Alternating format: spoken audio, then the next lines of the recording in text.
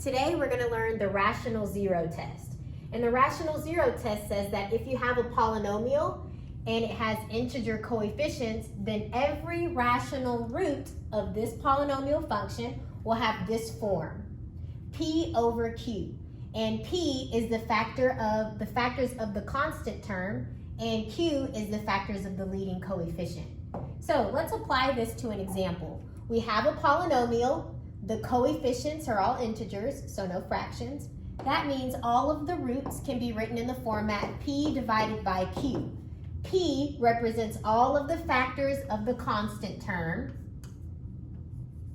and q represents all the factors of the leading coefficient. So the factors of the constant, 2 is a positive 1 and a positive 2, negative 1 and a negative 2. The reason why? 1 times 2 is 2, negative 1 times negative 2 is 2. So these are the factors of the constant term. Now let's find the factors of the leading coefficient. So the leading coefficient is 1. The factors of 1 are just positive 1 and negative 1. 1 times 1 is 1, negative 1 times negative 1 is 1. So that means your possible zeros, or your possible roots, are the following: 1 over 1, 2 over 1. These are all of your possible roots for this polynomial. Let's do another example. P over Q. P represents the factors of the constant term.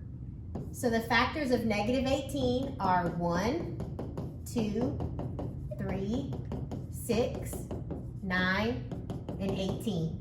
Because 1 times 18 is 18, 2 times 9 is 18, 3 times 6 is 18. So these are all of the factors, including the negative ones, such as negative 1 and a positive 18 will give you negative 18, or a negative 2 and a positive 9 will give you negative 18, and vice versa. Now, Q stands for the factors of the leading coefficient, which is 1 in this case. So it'll just be plus or minus 1. So if I were to list the possible zeros, it would just basically be these numbers right here are all of your possible zeros. Remember, zeros are also called roots, solutions, and x-intercepts. So I'll be using all of these words. So these are all of the possible x-intercepts for this polynomial. P, these are the factors of the constant term. That's just 1 and negative 1. Q, those are the factors of the leading coefficient. That'll be 1, 2, and 4. So your possible rational zeros are 1 over 1, 1 over 2, and 1 over 4. It's always in the format P over Q. The factors of the constant term are 1, 2, 3, 4, 6, and 12, and the negative version of all of those numbers. Then the factors of the leading coefficient are 1, 2, 3, and 6. So I'm going to list the possible rational zeros. So all of these numbers over 1. So 1 over 1 is just 1. 2 over 1 is just 2. 3 over 1 is just 3, and so on. Okay, now we're going to do all of the p-values over this q. So you'll have 1 over 2, 2 over 2, but that's just 1, so you don't have to repeat it. 3 over 2, 4 over 2 is just 2, you don't have to write it again. 6 divided by 2 is just 3. 12 divided by 2 is just 6, and we have those numbers here, so we don't have to write them again. Next, 1 over 3, 2 over 3. 3 divided by 3 is just 1, and that's already right here. 4 over 3, that's a new one. 6 over 3, that's just 2. And 12 divided by 3, that's just 4. Okay, let's move on to the last one. 1 over 6. 2 divided by 6 will simplify to 1/3. 3 divided by 6 will simplify to 1/2. 4 divided by 6 will simplify to 2/3. 6 divided by 6 will simplify to 1. And 12 divided by 6 will simplify to 2. So these are all of my possible rational zeros. So the reason why this comes in handy, we can find all the zeros, possibly. So let's do it with this example. We'll have plus or minus 1, plus or minus 3, and plus or minus 9. And your coefficient here is 1. So these are your possible zeros, your possible rational zeros. So to find all of the zeros, I can use synthetic division. So this is 1, -3, -3, and 9. Those are the coefficients of the polynomial. And I'm going to test 1. Let's see if that is a 0. You bring down the first coefficient, you multiply these two, and then you add, you get -2. Multiply, you get -2. Add, you get -5. Multiply, you get -5. Add, you get 4. So that means 1 is not a 0 because I didn't get a remainder of 0. All right, let's try another one. How about we try -1 this time. Multiply, we get -1. Add, we get -4. Multiply, we get +4. Add, we get 1. Multiply, we get -1. Add, we get 8.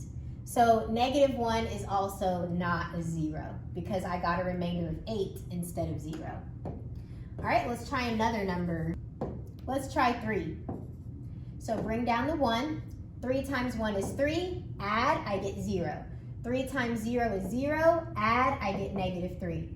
3 times -3 is -9. Add, I get 0. Okay, so we found our first 0. 3 is a 0. So I'm going to make a list of my zeros here. 3 is one of my zeros. Let's find the other ones. So I started out with x cubed. Whenever you divide, you get smaller. So this is x squared. I don't have an x term, and this is -3. So I get x squared minus 3. And from here, I can just solve it to find the rest of my zeros. So set it equal to 0, and you're going to add 3. And here you get x squared equals 3.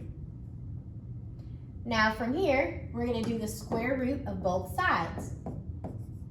So your answer is just x equals plus or minus, and we got the square root of 3. So those are your other two zeros, a positive square root of 3 and a negative square root of 3. Those are your zeros. Now, if this part was confusing, let me give you an easier example. Instead of x squared minus 3, what if it was x squared minus 4? Set it equal to 0 and solve. Add 4 to both sides, so you get x squared equals 4. Then take the square root. So you get x is equal to plus or minus, the square root of 4 is 2. So these would be your zeros. Over here, I don't know what the square root of 3 is, so I just left it as the square root of 3, okay? And in this case, you know how to go backwards and find your factors. Your factors would be x plus 2 and x minus 2. So your factors for this one, let me write out the factors. This factor would be x minus 3. This factor would be x minus square root of 3. This factor would be x plus square root of 3. So these are your factors, these are your zeros for this polynomial. This is one that we found previously. We did your p values and your q values, and these are the possible rational zeros. Now let's solve it. So synthetic division, 4, -4, -1, and 1. And I can test 1. Multiply, I get 4. Add, I get 0. Multiply, I get 0. Add, I get -1. multiply, I get -1, add, I get 0. Okay, so I got remainder of 0. That means 1 is one of my zeros. So I'll make a list over here. 1 is one of my zeros, one of my x-intercepts. So I found one of my x-intercepts. Let's find the rest. We started out with the cubic, so when I divide, I get smaller. This is x squared minus 1. So 4x squared minus 1. If you want to, you can continue with synthetic division or you can just solve. So I'll show you both ways. Set it equal to 0 and solve it. Add 1. So we have 4x squared equals 1. Then divide by 4. So you have x squared equals 1 over 4. And then you take the square root of both sides. So your answer is x equals plus or minus, the square root of 1 is 1. The square root of 4 is 2. So these are your other two zeros. 1/2 and -1/2. Now, if you wanted to use synthetic division, you could. I'll show you that way as well.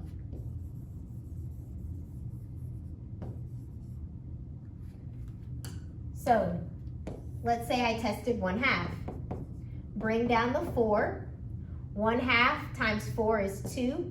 Add these two together, you get 2. Half of 2 is 1. Add those together, you get 0.